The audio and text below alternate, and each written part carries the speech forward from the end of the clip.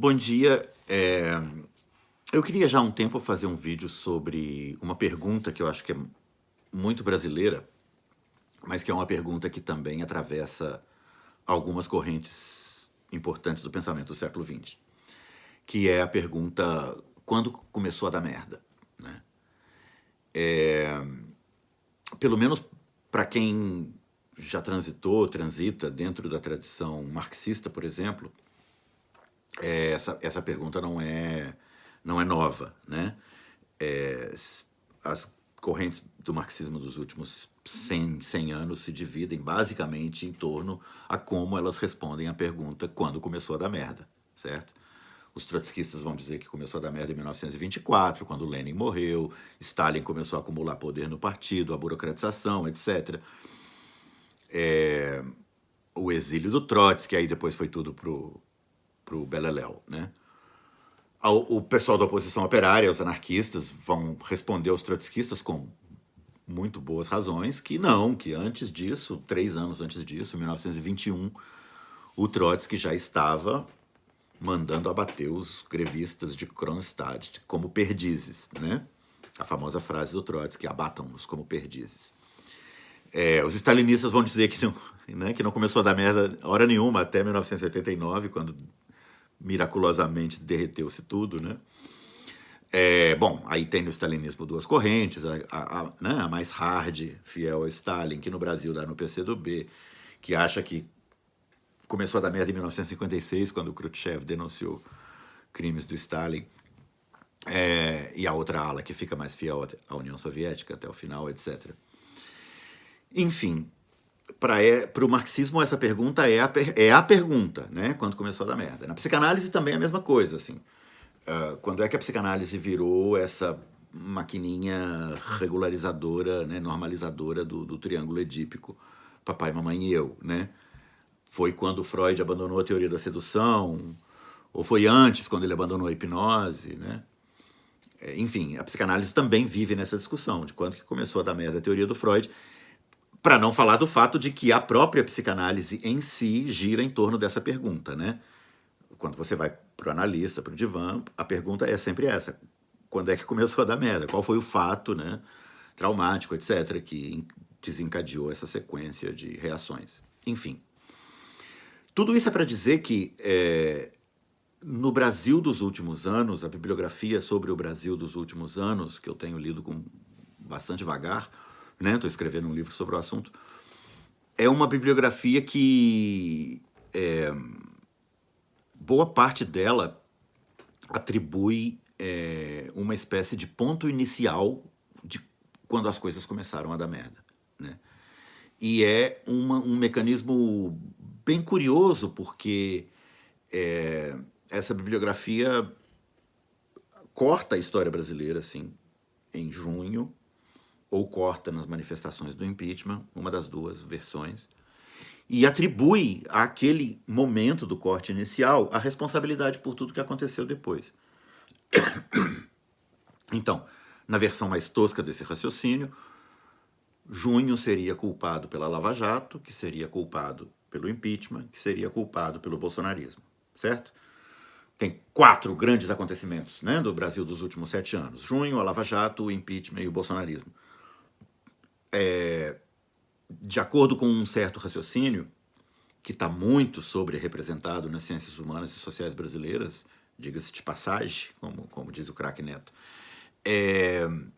esse raciocínio é apresentado como uma espécie de pecado original de junho, que leva para a Lava Jato, que nos leva ao impeachment, que essa pequena parcela da população brasileira chama de golpe, que leva ao bolsonarismo, né? O problema com esse raciocínio, claro, é que ele é um raciocínio muito tosco. Ele simplesmente corta um ponto na história e atribui àquele ponto a responsabilidade por tudo que de ruim aconteceu depois, né? É uma forma meio maluca de se escrever história. Nenhum historiador sério, né, quando está fazendo historiografia de verdade, conta as coisas desse jeito, né? Mas em todo caso, a pergunta quando começou a dar merda é uma pergunta interessante e relevante, e ela pode ser respondida, eu acho, de diferentes maneiras. para quem estava nas ruas em junho, houve, eu acho que para todo mundo, um momento em que a coisa começou a parecer meio esquisita, né?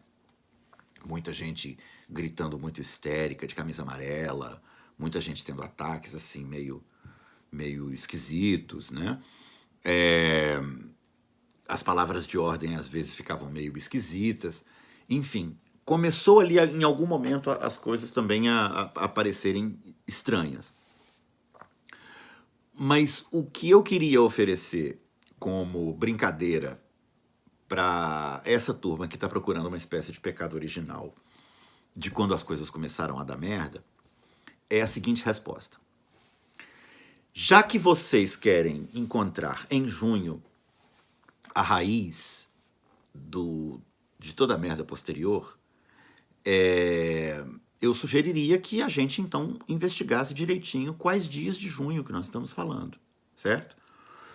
As jornadas de junho, como vocês sabem, começam com um banho de sangue da Polícia Militar de São Paulo na noite do dia 13 de junho, dia no qual os dois grandes jornais paulistas pediram uma undura da polícia, etc.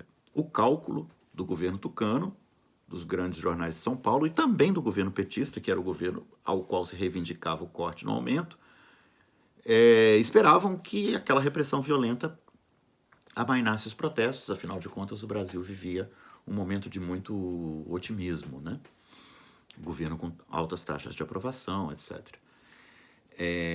O banho de sangue provocou a reação oposta e na noite do dia 17, gigantescas manifestações tomaram o Brasil e aí, em sequência, até culminar no dia 20, que foi o dia da tomada do Congresso, etc.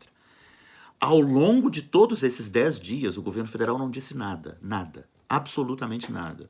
Na noite do dia 13 não disse nada, na noite do dia 17 não disse nada, na noite do dia 20 não disse nada.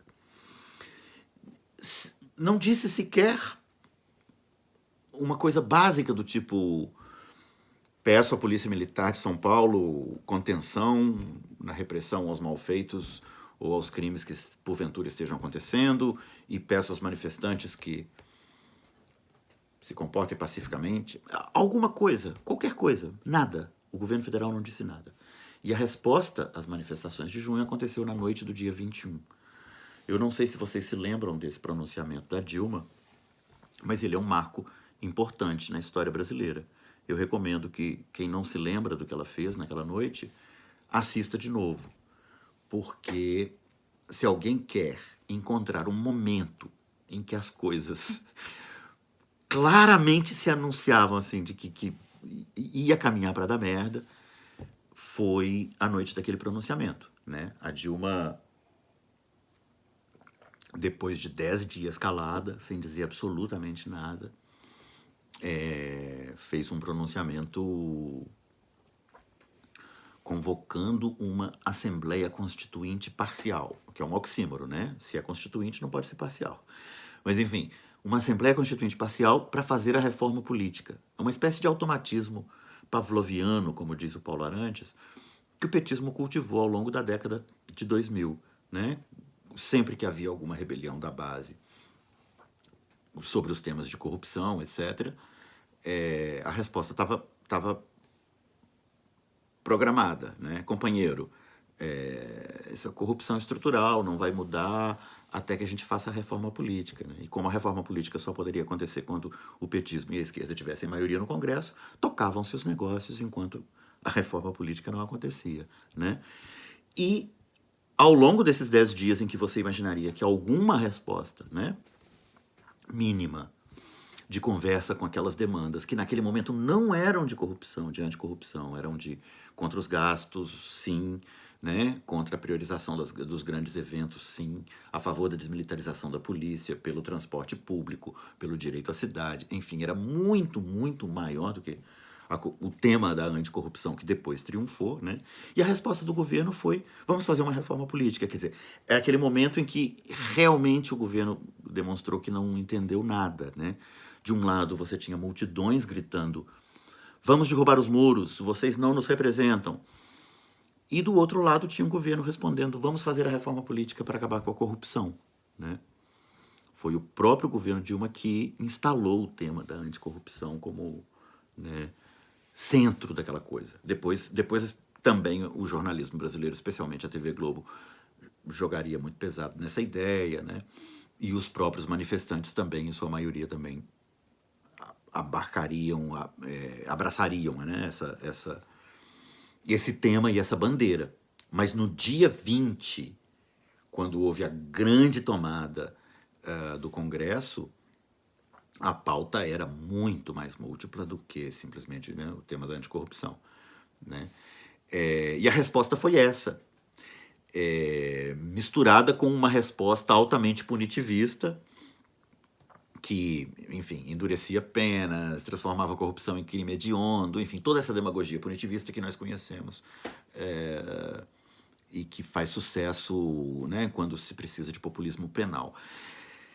A resposta da Dilma às revoltas de junho, eu acho que é um capítulo, essa resposta ela é um capítulo muito ainda pouco considerado e pouco estudado nas tentativas que eu conheço de responder a pergunta quando é que começou a dar merda.